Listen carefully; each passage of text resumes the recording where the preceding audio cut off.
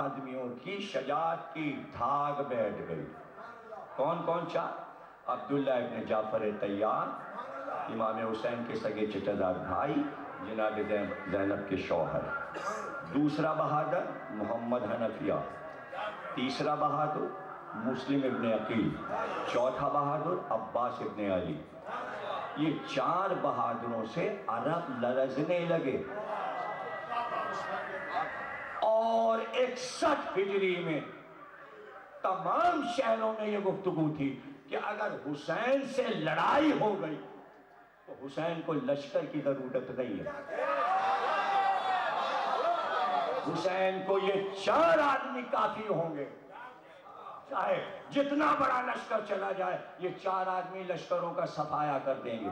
तारीख अरब ने लिखा, गांधी को क्या मालूम। और वो जो आता है वो कौन है? बदरू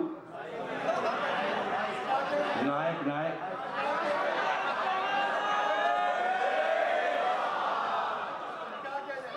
नायक की मादा और उसका नर क्या लगाई बुझाई करता है, क्या तारीख की लगाई बुझाई करता है। और बातें हैं अमन के नाम पर, तौहीन रिसालत, तौहीन इमामत। और जब करबला पे आते हैं कुछ सोचता ही नहीं। इमाम हुसैन ने अपनी ताकत का अंदाजा नहीं किया। जुमला सुनोगे, यजीद ने अपनी ताकत का अंदाजा किया था। अरे भाई ताकत ये बताओ, हुसैन है या यजीद? ताकतवर कौन है? ताकतवर कौन है? ताकतवर कौन है? और दूसरा जुमला दे दूं, ये बताओ यजीद के मानने वाले ज्यादा ताकतवर हैं या हुसैन के मानने वाले? अरे अगर ये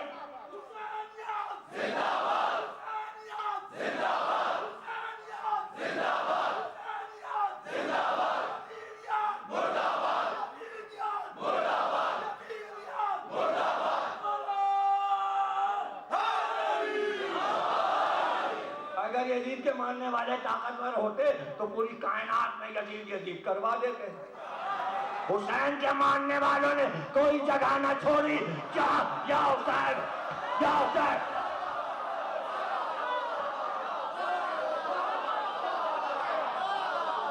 ताकत का क्या मुजाहिरा, फिर बता रहा हूं और फिर जुमला दे रहा हूं।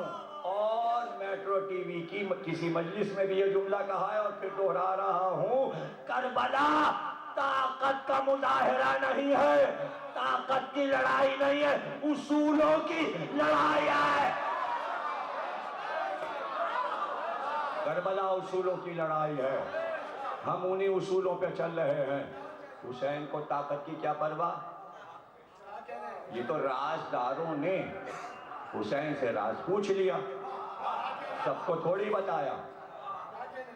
राजदारों ने पूछा हुसैन से कि भाई आप जा तो रहे हैं, खबर यही है कि आप मारे जाएंगे और आपका खानदान भी मारा जाएगा। कहा हमें मालूम, अल्लाह ने हमें बता दिया है। पूछने वाले ने कहा आपको फायदा क्या होगा? फायदा क्या होगा आपको? फिर तो फायदा सुन लो, आओ कान में बता दे, हमारे बाद जिसको चाहे बता देना, अकल में बात आएगी तो आएगी। तो अल्लाह ने ये चाहा है कि इन्होंने इस्लाम का लिबासा पहना है और इसी को इस्लाम कह रहे हैं। अल्लाह ने चाहा है मेरे जरिए इसको बदनाम करे, रुस्वा करे। ये बताओ, खिलाफत रुस्वा?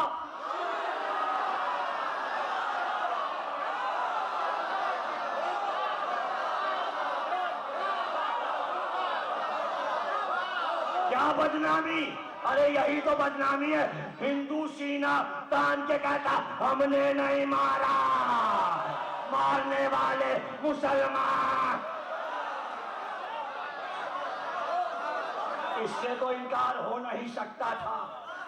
कौन इनकार करेगा कि कलमा गो थे? अरे चाहते तो 1400 बरस में बात बना लेते, यहूदी थे या ईसाई थे। ये ऐसी नाजुक मंजिल है, सबकी समझ में नहीं आएगी। मैं जल्दी से गुजर जाऊंगा, लेकिन गुजर जाऊंगा। समझने वाली बात है। अगर चाहती तारीख तो झूठ मूठ लिख देती, यहूदियों ने मारा, ईसाइयों ने मारा। कह यही रहे मुसलमानों ने मारा। दलील दे दूं, सब एक दूसरे पे डाल, वो कह रहे शियों ने मारा, शिया कह रहे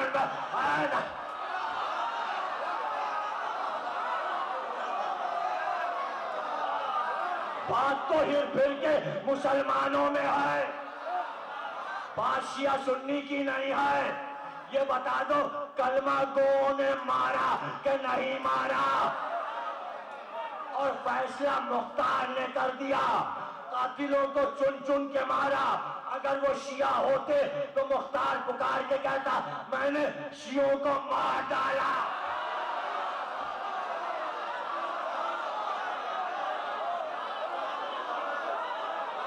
शिया सब मारे गए,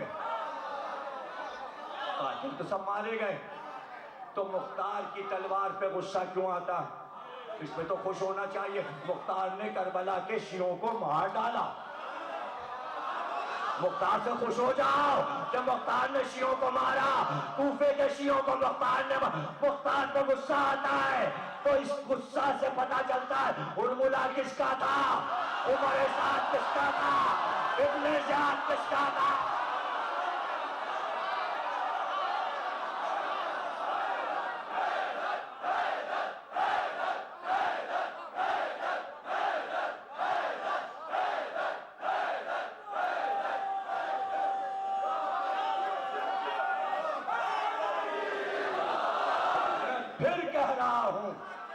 मजहबी वैसे टेलीविजन पर ना की जाए, इसलिए कि करबला उसूलों की लड़ाई है, उसूलों की लड़ाई है। सारे टीवी आए मेरे पास, सबने घर पर रिकॉर्ड किया, बाद में यही चारदा मासूमी में आके अशरे के दरमियान रिकॉर्ड किया, मुझे कहीं नहीं जाना। जियो ने रिकॉर्ड किया है, समा ने, आंच ने, और कौन सा टीवी, वो डॉन न्यूज आज अभी इसके मैं जिसके बाद रिकॉर्डिंग कर रहा। लेकिन सबका सवाल एक ही, ताबूत क्या है, ताजिया क्या है, अलम क्या है। किसी ने जुलजना पे रिकॉर्डिंग की, किसी ने अदादारी पे रिकॉर्डिंग की, किसी ने अनीस पर, किसी ने दबीर पर। ये क्यों सारे टेलीविजन हमारी अदादारी बताने पे मजबूर हो गए? क्यों जुलजना बता रहे हैं? क्या बात समझ में नहीं? चूंकि पूरे मगरिब के हर मुल्क में आज शियों पर पीएचडी हो रही है, रिसर्च हो रही है, मजबूर हो गए, मजबूर हो गए, मजबूर हो गए। वर्जीनिया यूनिवर्सिटी, आपको पता है 22 या 23 यूनिवर्सिटियां सिर्फ वर्जीनिया में है। जिस गली पे निकल जाओ यूनिवर्सिटी की सड़क पे चल रहे हैं। सब यूनिवर्सिटियां मैंने देखी हुई हैं, प्रिंसटन भी, हार्वर्ड भी, वर्जीनिया तो मैं चूना मेरा खत्म हो गया था पान का, पता चला वर्जीनिया में मिलेगा, वाशिंगटन से मैं चूना।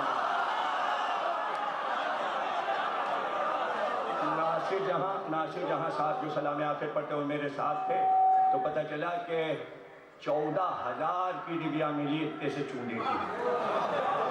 तो वो डिबिया को यूं घुमाते हुए रास्ते पर कहने लगे अमेरिका में चूना लाके क्यों ना बेचा जाए। आपको क्या पता क्या क्या बिक रहा है, आप चूने की बात।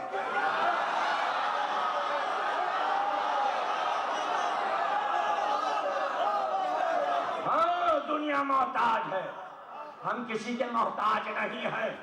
हमारी अदादारी किसी मुल्क के एक पे नहीं चलती, मुल्क चलते हैं अदादारी।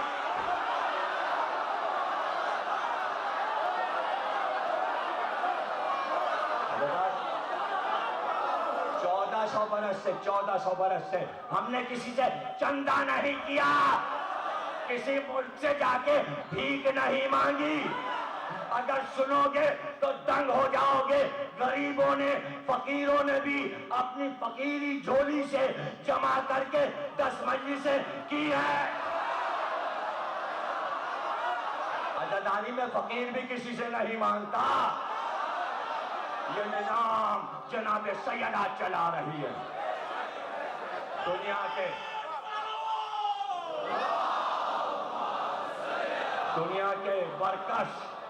के वर्कर्स तनख्वाह लेते हैं, पैसा लेते हैं। हमारे वर्कर्स 2.25 महीने तक रातों दिन जाग कर अज़ादारों की खिदमत करते हैं और अपना पैसा खुद खर्च करते हैं। सबील पर, नजर पर, न्यास पर देने वाली जनाब सैयदा।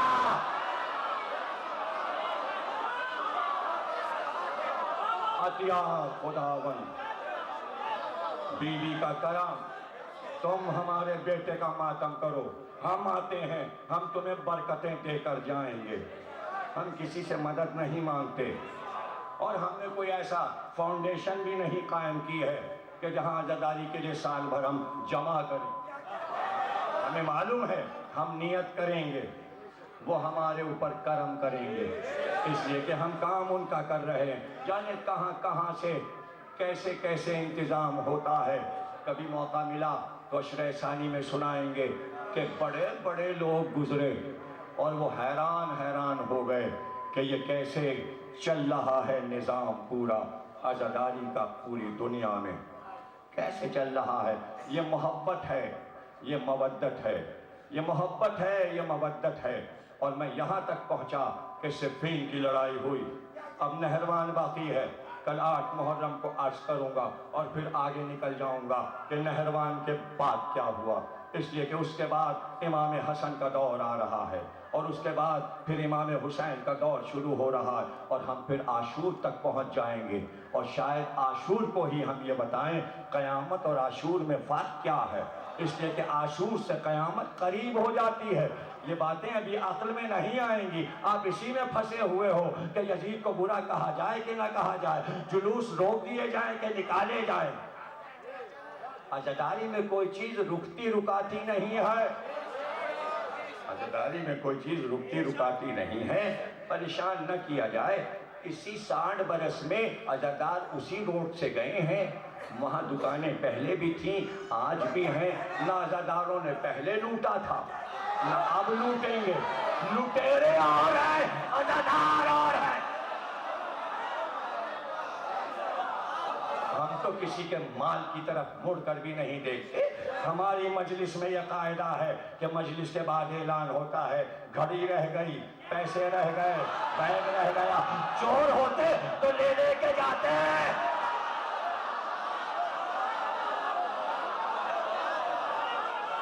हम क्या जाने कि चोरी क्या है, हम क्या जाने। उसूलों पर है आज़ादारी, उसूलों पर ही रहेगी। बात समझने की है, ताबूत क्यों है, अलम क्यों है, जुलजना क्यों है, ये सब हम टीवी पर बता चुके, कई साल से बता रहे। अब मीडिया पर भी बता दिया, इमामबाड़ों में अरसे से बता रहे थे। घबराहट ना हो कि अलम क्या है, क्या है अलम। कोई ऐसा भी मुल्क है जब सिफारत खाना दूसरे मुल्क में कायम करता है तो उसकी बिल्डिंग पर उस मुल्क का अलम नहीं लगता? क्या इस्लामाबाद में वजीर आजम हाउस पर परचम नहीं लगा? क्या सदर हाउस पर, प्रेसिडेंट हाउस पर परचम नहीं लगा? परचम क्या बताता है? परचम देखकर पता चले किसकी हुकूमत है, किसकी हुकूमत है। हाँ, 14 अगस्त को हम पाकिस्तानी परचम लहरा देते हैं साल में एक बार, लेकिन पूरे साल अपने घर की छत पर अब्बास का अलम रखते हैं ताकि बताएं कि दिलों पर अब्बास की हुकूमत है। अब्बास के डराया गया, धमकाया गया, डराया गया, धमकाया गया, अलम उतार लो, अलम हटा लो। हटाने वालों ने नहीं हटाया, अब तक लगे हुए हैं। पंजाब में जाओ, सिंध में जाओ, परचम लहराते हैं, साल भर सब्ज है, मुहर्रम में काला है, पंजाबी रहेगा, अलम भी रहेगा। हमने डर के नहीं लगाया था, इसलिए के दलील रखते हैं। जब माशाल्लाह मुल्क में लगा अभी हाल में, तो पंजाब में मुल्तान और मैलसी के इलाकों में, देहातों में जाकर कैप्टन कर्नल फौज ने कहा आप सियासी परचम उतार दीजिए। इन पार्टियों पर पाबंदी लग गई। उन्होंने कहा हम नहीं उतारेंगे। कहा क्यों नहीं उतारेंगे? कशियों के अलम उतारवाइए।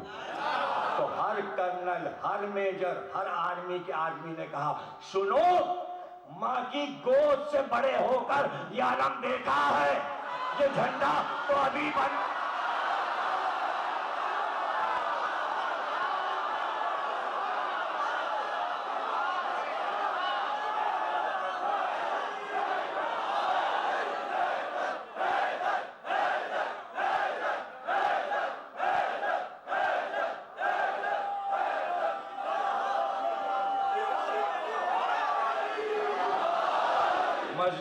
का परचम है। अरे गैर कौमें जान गई और अब तक दुनिया नहीं समझ पा रही है कि क्या राज है। फौज पड़ी थी जर्मनी में, जंगे अजीम हो रही थी, उसमें मुसलमान भी थे। छुट्टी लेने आया, उसने पूछा कमांडर ने, काहे की छुट्टी? कशब आशूर है, कल आशूर है, हमें छुट्टी चाहिए, हम कल मातम करेंगे, मजलिस करेंगे अपने खैमे में टेंट में बैठकर। का छुट्टी हम तुम्हें दे देंगे, लेकिन एक सवाल का सही जवाब दे दो, हम तुम्हें छुट्टी दे देंगे। अगर तुमने सही जवाब दे दिया, का पूछिए, का बताओ इस्लाम में सबसे ज्यादा बहादुर कौन गुजरा? मैंने कहा अली, अली से बड़ा कोई नहीं गुजरा। उसने कहा तुमने जवाब सही नहीं दिया। कहने लगे मुझे गुस्सा आ गया, जाने किसका नाम ले देगा, मैं कहीं इसका मुंह ना नोच लूं। लेकिन उसने कहा सुनो, इस्लाम में सबसे बड़ा बहादुर अब्बास था। वो कहने लगे मैं रोने लगा। मैंने कहा क्या दलील है आपके पास? अली ने जब तक लड़ाइयां लड़ी, पानी पी के और खाना खा के, अब्बास ने जो लड़ाई लड़ी वो भूख और प्यास में। अब्बास की बात करती है दुनिया, अब्बास की वफा। कहां पे तकरीर छोड़ी थी? अब्बास की वफा। अरब जानते थे हुसैन 4 को लाएंगे और फतह पाएंगे। मेरे जुमले जाया न करना, तकरीर आहिस्ता आहिस्ता आगे बढ़ रही है और मजलिस के बाद आज शहजादा कासिम की मेहंदी निकलेगी। मैं तुम्हें नहीं बता सकता जब मेहंदी निकलती है और जब सेहरे पे नजर जाती है तो क्या आलम होता है। जो दूल्हा बन चुके वो भी, और जो दूल्हा बनने वाले हैं, कासिम की मेहंदी देखकर खूब मातम करना। उम्मे फरवा को खुश करो कि हम ताजियत करने आए हैं बीबी, करबला में आपका खैमा जला था, हम ताजियत करने आए हैं। बस सुनते जाओ, तकरीर आगे बढ़ रही है। ये जुमला सुन लो, हुसैन को मालूम था कि अरब ये समझ रहे हैं कि हुसैन को 4 पर नाज है, अब्दुल्ला इब्न अब्बास पर, मोहम्मद हनफिया पर, मुस्लिम इब्न अकील पर, अब्बास अलमदार पर। हुसैन ने बताया, तुम समझ रहे हो हुसैन ताकत से आएगा, ताकत लेकर आएगा? हाँ, कर सकता था हुसैन ऐसा, लेकिन हम तुम्हारे जामे बातिल को नाकिस कर देंगे और हम तुम्हें बताएंगे कि हुसैन ने बगैर ताकत के कैसे फतह पाई, जंग के बगैर कैसे फतह पाई। ये फतह बड़ी मुश्किल है जिसमें कोई एटम बम न फेंका जाए, कोई मिसाइल न चले। दुनिया ऐसी लड़ाई लड़के दिखाए जैसी हुसैन ने लड़ाई लड़ी है। उसूल देकर गए कि उसूलों से लड़ा जाता है। अगर आज दुनिया की लड़ाइयाँ उसूलों पर हो रही होती तो यह खलफशार पूरी दुनिया में न फैला होता। उसूल पे वापस आओ, सब सही हो जाएगा, सब ठीक हो जाएगा। ये खलफशार नहीं होगा और ये तरीका नहीं है लड़ने का जो तरीका अपनाया हुआ है, चाहे वो अमेरिकन हो या मुसलमान, तरीके दोनों के गलत हैं, तरीका दोनों का गलत है। इसलिए कि मुसलमान आले मोहम्मद से नहीं ले रहे, अमेरिकन ईसा की सुलूपस्ती पे नहीं चल रहे हैं, ना ये अपने रहनुमाओं की मान रहे हैं ना वो अपने रहनुमाओं की। तो खलफशार तो होना है, खलफशार तो होना ही है मुल्क में। इसलिए कि भूल गए माजी को कि कौन कौन लोग आए थे समझाने के लिए। तो हुसैन एक पिलर, एक रुकन बने हुए इस्लाम में मौजूद हैं और पुकार रहे हैं, हमसे सीखो, फतह का तरीका हमसे सीखो। और अपनी 4 ताकतों को एक बार तकसीम किया। आधी ताकत को मदीने में छोड़ दिया। कहा अब्दुल्ला इब्न जाफर आप नहीं जाएंगे, मोहम्मद हनफिया आप नहीं जाएंगे, शुक्रा को अकेले छोड़ रहा हूँ, उम्मे सलमा को छोड़ रहा हूँ, उम्मुल बनीन को छोड़ रहा हूँ, सारे बनी हाशिम की निगरानी आप दोनों करेंगे और 2 को साथ लेकर चले। यानी आधी ताकत छोड़ दी, आधी ताकत लेके चले। फिर भी अरब समझ रहे थे अब्बास तो हैं, मुस्लिम इब्न अकील तो हैं, मक्के से वो ताकत भी मुस्लिम को भेज कर कूफे बिल्कुल ही कम कर दी। अब सिर्फ अब्बास रह गए, अब्बास रह गए। करबला वाले समझे जब अब्बास आएंगे तो जमीन हिलने लगेगी, खलफशार हो जाएगा। अब्बास के ही लिए तो लाए थे अर्ज़ पहलवान को, बड़े बड़े पहलवानों को लेकर आए थे कि जब अब्बास आएंगे तो ये बड़े सूरमा अब्बास को घेरेंगे। लेकिन हुसैन ने अब्बास को बिल्कुल लड़ाई के लिए मजबूर कर दिया कि कितनी करनी है और कितनी नहीं, बस इतनी शजात दिखाना ताकि दुनिया को पता चल जाए अली के बेटे हो, और जिम्मेदारी बड़ी ये है कि मश्क भर के लाना है। हुसैन ने बताया मैंने अपनी ताकतों को तकसीम कर दिया, अब देखो मैं कैसे फतह पाता हूँ, देखो मैं कैसे फतह पाता हूँ। और तुम ये समझ रहे हो, भाई जुमला जाया ना हो, तुम ये समझ रहे हो कि मोहम्मद, हनफिया, अब्दुल्लाह इब्न जाफर, मुस्लिम इब्न अकील, इतने जहां तीदा बड़े बड़े सूरमाओं को लेकर हुसैन आएगा तो फतह पाएगा। तुमने मेरे बच्चों की लड़ाइयां कहां देखी? देखिए मंजिल ऐसी है कि समझाना पड़ रहा है। जब बुजुर्ग होते हैं तो बच्चे पीछे हट जाते हैं, किसी चीज का मुजाहरा करते एहतरामन,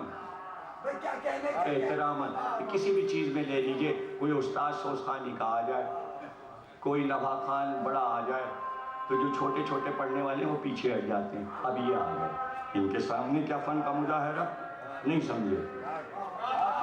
हुसैन को मालूम था मेरे बच्चे लड़ेंगे, कोई जरूरत नहीं मोहम्मद हनफिया, कोई जरूरत नहीं अब्दुल्लाह इब्न जाफर, अब मोहम्मद लड़ेंगे अब्दुल्लाह इब्न जाफर की जगह, अब मुस्लिम की जगह उनके बच्चे लड़ेंगे, मोहम्मद हनफिया की जगह कासिम अली अकबर लड़ेंगे।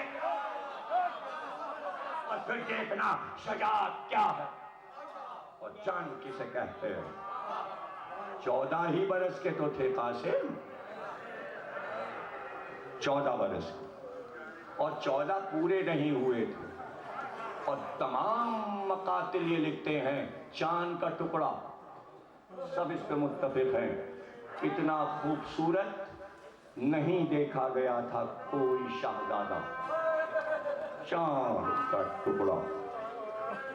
अब शजाअत का मुद्दा है, हसन मुश्तबा का बेटा, अली का पोता। अब देखिए सिफ़ीन में अली जब मैदान जंग में गए तो एक कुर्ता पहन के गए। मालिक अश्तर ने कहा ज़रा पहन लीजिए, जख्म आ जाएगा। काली उस दिन के लिए जिंदा न रहे, जब उसके ऊपर वार हो जाए। आज तक मैदान जंग में कोई सामने से अली पे वार नहीं कर सका।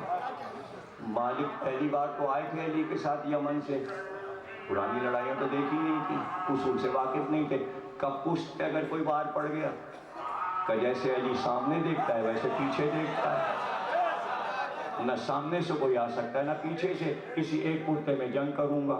बात तो जब थी कि अली की तरह तलवार चलाए, न तीरों से डरे न नेज़ों से डरे, तो हुसैन ने कासिम को ज़रा नहीं पिन्हाई। यह है शजाअत की वो मंजिल। एक कुर्ता पिन्हाया, चूंकि दूल्हा बना दिया था, ज़रा पिन्हाते तो दूल्हा का लिबास छुप जाता। एक एक लफ्ज़ कीमती है मेरा, आखिर तक मसाइब में एक एक लफ्ज़ रिसर्च का है। 3 जिल्दें कासिम पर लिख चुका हूँ, शहजादे पर 3 जिल्दें मौजूद है। पहली जिल्द, दूसरी जिल्द, दूसरी जिल्द में शादी है, तीसरी में मेहंदी है, पहली में समाने हयात है। एक एक लफ्ज़ का मैं जिम्मेदार हूँ।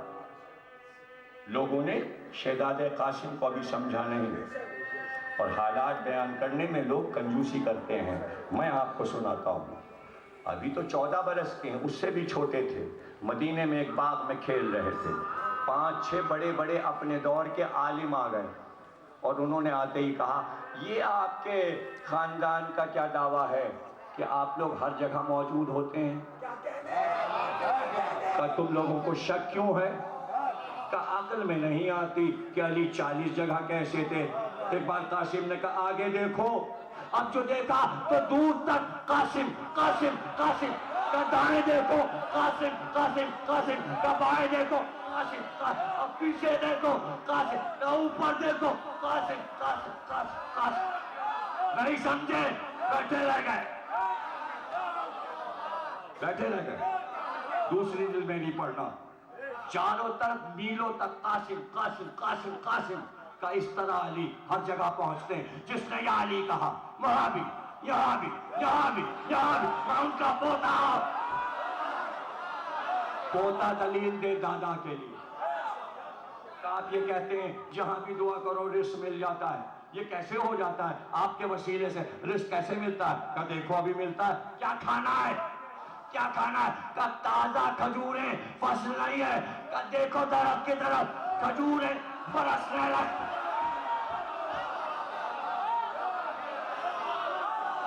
यह है शहजादा कासिम, यह है शहजादा कासिम। और कहा मजाल मेरी कि मैं दर्दनाक मनाजिर आप तक दिखा सकूं और पहुंचा सकूं। उम्मे फरवा ने ख्वाब देख लिया, एक चमनेजार है लेकिन बीच में एक बड़ा सा सुर्ख फूल खिला हुआ। उम्मे फरवा ने चाहा इसे तोड़ लें कि तेज हवा आई और वो फूल बिखरा और पंखड़ियां हवा में फैलने लगी और माँ दौड़ दौड़ के एक एक पंखड़ी उठाती जाती है। क्या सुना? मसाइब अभी नहीं पढ़ना, सिर्फ वाक़यात पढ़ लो। मसाइब पढ़ूंगा 10 मिनट के बाद। इमाम हुसैन से कहा यह ख्वाब देखा है। इमाम हुसैन ने कहा सब्र करो, सब्र करने वालों का पाया बुलंद है। अल्लाह सब्र करने वालों को दोस्त रखता है। हाँ, वो फूल बिखर गया, मंजर मेरी निगाहों में आ गया। छोटे से थे गोद में, कुछ कबूतर सफेद उड़ते हुए आते, दीवार पे बैठ जाते। माँ प्यार से कहती, जब कबूतर गूंजते तो माँ कासिम से कहती ये परिंदे देखो। चूँकि बचपन से माँ ने परिंदे दिखाया था, जब बड़े हुए तो सुबह जब उठते पहला काम ये करते, पानी भर के बर्तन में रखते, कुछ दाना डाल देते, कबूतर सारे उतर आते। कासिम के कदमों के चारों तरफ प्यार से कबूतर गूंजते रहते, यहाँ तक के कासिम 14 बरस के हो गए। सफ़र शुरू हो गया, रात हो गए। मोहम्मद हनफिया से कहा चचा कुछ परिंदे सुबह आते हैं मेरे सहन में, मैं उनके लिए पानी रखता हूँ, मैं उनके लिए दाना रखता हूँ, मैं चला जाऊँगा, उनकी कौन रखवाली करेगा? का बेटा नहीं घबराओ, मैं रोज़ तुम्हारे घर जाऊँगा, उन्हें पानी भी दूँगा, उन्हें दाना भी दूँगा। काफिला चला गया। दूसरे दिन मोहम्मद हनफिया गए, कासिम के घर को खोला, दाना लेके बैठे, पानी भी लेके बैठे। ना आना था, वो परिंदे ना आए। मोहम्मद हनफिया रोज़ जाते रहे मगर परिंदे ना आए। अरसा गुजर गया मगर परिंदे ना आए। हाँ, एक दिन सुना गया कि एक परिंदा कब्र नबी पे आया है, मगर है तो सफेद, मगर खून में नहाया।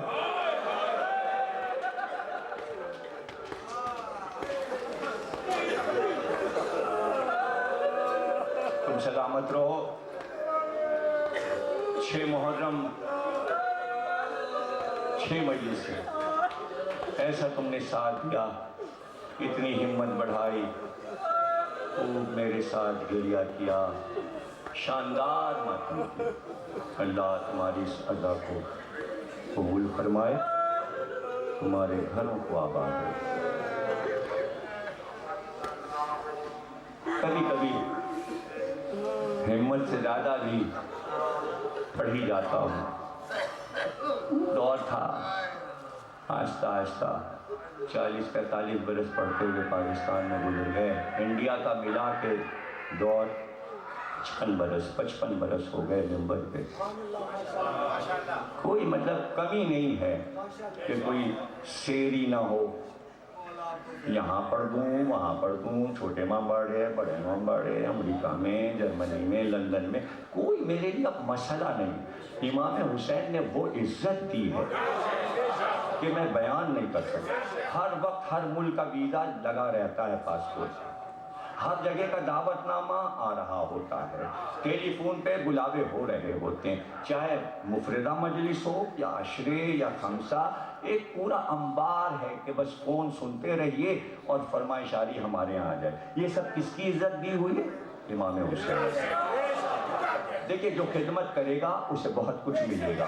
मुझे यकीन है, मैंने खिदमत की है, मुझे बहुत कुछ मिला है। मेरे पास किसी चीज़ की कमी नहीं है, ना हाफ़ज़े की, ना दिमाग की, ना ज़बान की, ना इशारों की, ना इल्म की, ना किताबों की, ना दौलत की, ना पैसे की, न दोस्तों की, न अज़ादारों की, न मजमों की, किसी चीज की कमी नहीं है। सब शहजादी फातिमा ज़हरा ने दे दिया है। सबके पास आश्कारा है, आफताब की तरह रोशन है। बस एक दुआ करो, जब तक जिंदा रहो इसी तरह पढ़ता रहो। बस एक दुआ करो। शहजादा कासिम रुखसत हुए और मैदान जंग में आए, आकर रजस पढ़ा। और रजस पढ़ने से पहले रुक रहा हूं, एक एक चीज रोक रोक के समझाऊंगा। ये शियार है आले मोहम्मद का कि जो खराब नस्ल का हो उसकी निशानदही करें। ये नहीं करेंगे तो कौन करेगा? ये नहीं करेंगे तो कौन करेगा? करबला में 5 मकामात ऐसे हैं कि 5 हस्तियों ने एक लफ्ज इस्तेमाल किया है। सबसे पहला कासिम का बता रहा हूं, मैदान में पहुंचते ही देखा उमर साथ सोने की छतरी के नीचे है और चारों तरफ मशके लिए हुए, हाथ में जाम लिए हुए, पानी के खड़े हुए हैं और उमर साथ साए में है। पहुंचते ही एक बात ललकारा, ओ पिसरे साथ, ओ पिसरे साथ, अरे ओ वलदुज़्ज़िना, तुझे शर्म नहीं आती? मेरा चचा धूप में है और तू साए में है। मैंने लिख दिया है किताब में, सारे मकातिल में लिखा हुआ है। इसके आगे जिन जिन लोगों ने कहा, हुरमुला को इमाम हुसैन ने कहा, यजीद को जनाब ज़ैनब ने कहा, सैयद सज्जाद ने यह कलमा कहा, अब्दुल्ला इब्न हसन जो इमाम हुसैन की गोद में शहीद हुए उन्होंने इस कलमे को कहा। ये जरूरी था बताना ताकि कयामत तक पाकीज़ा नस्लों का और गंदी नस्लों का फर्क पता चले। और फिर वो वक्त आया कि बाद कासिम ने तलवार निकाली और ये कहा कि सुनो, एक एक नहीं सारे लश्कर मिलकर आए। जब तुम बड़े ताकतवर हो, सारे लश्कर मिलकर आए। आगे की पलटनें बढ़ी, हसन के बेटे की तलवार चली। अब जो तलवार चली तो कभी इधर आती तलवार और कभी इधर जाती तलवार। एक बार भी कासिम ने सिपर नहीं ली, तलवार चलाते हुए बढ़ते गए, यहां तक के उमर साथ के लश्कर को पीछे ढकेल दिया और फिर जहां खड़े थे वहीं वापस आए। भेजो भेजो अगर कोई बहादुर है। जो आगे की सफ में थे और जिनकी लाशें गिरी थी खौफजदा होकर पीछे हट गए। अब कोई आगे नहीं बढ़ता। दौड़कर किसी ने बड़े बड़े पहलवानों को इत्तला की, क्या परेशानी है? पिछले साथ ने कहा अरज़क को बुलाओ, अरज़क शामी को बुलाओ। उसने कहा क्या अब्बास आए हैं? उसको मालूम था कि जब अब्बास आएंगे मुझे बुलाया जाएगा। सरदार बुला रहा, पहुंचा, का क्या बात है? का वो एक लड़का है 14 साल का, उसे जाके कत्ल करो, उसका सर काट के लाओ। का तू मेरा नाम मिटाना चाहता है? मैं बड़ी बड़ी लड़ाइयां लड़ा हुआ हूं, इतना नामवर पहलवान हूं, मैं एक बच्चे से लड़कर अपना नामो निशान मिटा दूं? जब अब्बास आएंगे तो देखा जाएगा। सारे इस बच्चे ने सारे लश्कर को हिला दिया है। तू क्या समझ रहा है ये बच्चा है? खुद पिसरे साहब ने कहा ये हाशमी जवान है, तुझे इसकी तलवार का लोहा नहीं मालूम और उसकी ताकत का अंदाजा नहीं है। कदे तू मुझे बदनामी की राह पर मत ले जा। मेरे 4 बेटे हैं, इसमें से एक बेटा जाएगा इसका सर काट के लाएगा। चारों बेटों को अरज़क ने बुलाया और बड़े बेटे से कहा जा और जाकर इसका सर काट ला ताकि पिछले साथ से तुझको इनाम मिले। वो आया, कासिम ने उसकी तरफ देखा और फिर लश्कर की तरफ देखा, फिर लश्कर की तरफ देखा। ये पहला वार नहीं करते, उसने आते ही नेज़े का वार किया। कासिम ने तलवार उठाई, नेज़े को आधा काट दिया। जब उसका नेज़ा कटा तो उसने तलवार निकाली। जब उसने तलवार निकाली, कासिम ने 2-3 बार अपने घोड़े को कावा दिया और फिर सामने आते थे, कावा देते और फिर सामने आते। एक बार उसने वार किया, जब वार किया कासिम का घोड़ा हटा। जैसे ही घोड़ा हटा, एक बार आगे बढ़कर कासिम ने देखा उसके बड़े बाल खोज से निकले हुए। आगे बढ़कर कलाई में उसके बालों को पकड़ा, घोड़े से उठाया।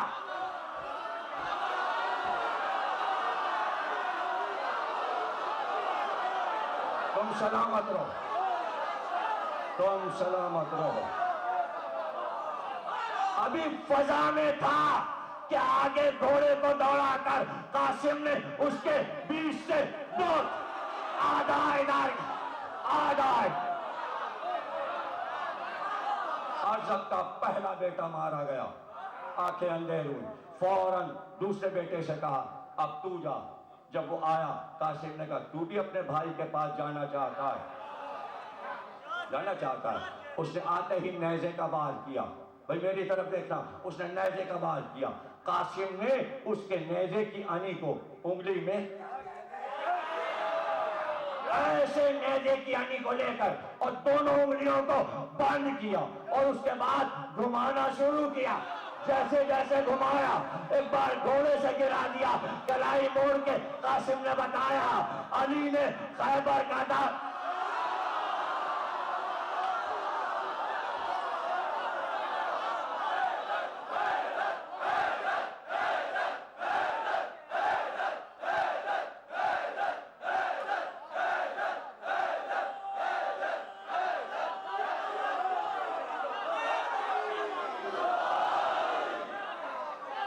जैसे ही उसकी लाश गिरी, अरज़क ने गुस्से में तीसरे बेटे से कहा तू जा और नाम कमा, इसका सर काट के लिया।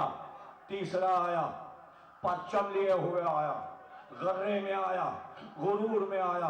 कासिम ने परचम देखा, परचम को देखा और एक बार कहा इसी जाल में मछली फंसेगी। अब देखिएगा वो परचम लिए हुए, अब हवा का रुख देखिएगा, जिधर हवा होगी परचम उधर उड़ेगा, जिधर रुख होगा परचम उधर मुड़ेगा। कासिम ने हवा की रुख पे अपने घोड़े को काबे पे लगाया।